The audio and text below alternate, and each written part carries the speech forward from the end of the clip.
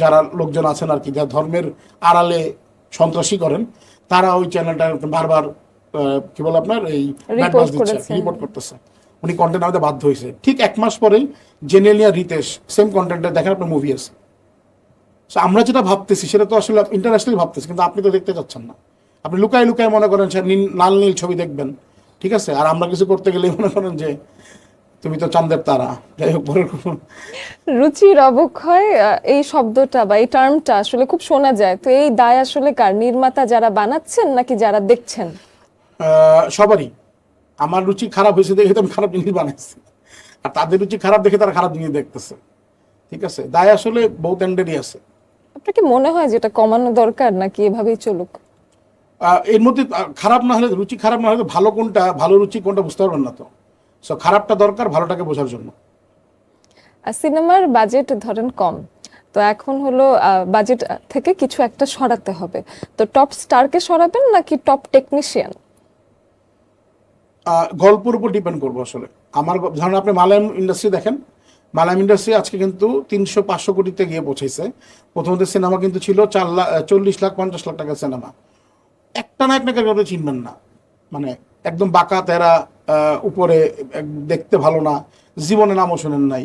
এখন কিন্তু তাদেরকে আমরা প্রায়োরিটি দিচ্ছি, কারণ তাদের গল্পগুলো হিট হয়েছে। সো টেকনিক্যাল জায়গাগুলো অবশ্যই সাউন্ড থাকা উচিত। আপনি যদি একটা ধরুন আপনি খুব ভালো অ্যাক্টিং করলেন, আমরা এই ছোট দুর্দান্ত অ্যাক্টিং মানে পারফর্ম করলাম আমি আর আপনি, অডিওটা ভালো গেল না, তাহলে তো আসলে দর্শক দেখতে পারলো না।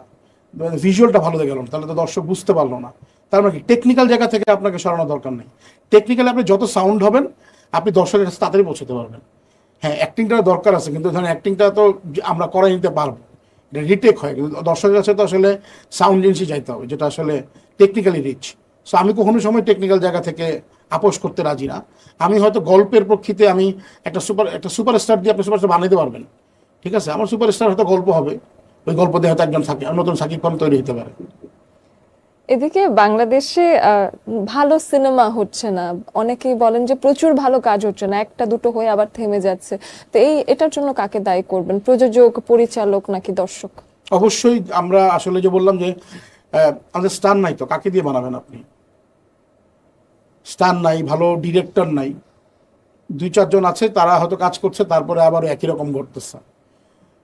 এইটা আমাদের আসলে শিল্প হয়ে উঠতে পারে না এখন পর্যন্ত। এফডিসিতে যে একটা শিল্প ছিল, ধরেন রাজ্জাক স্যার ছিলেন, তারপর আলমগীর স্যার ছিলেন, জসিম স্যার ছিলেন, তারপর ওইখানে ওই সময়টা আপনি দেখেন, মানে 80s to 90s, এখানে কিন্তু 10-15 জন নায়ক ছিলেন।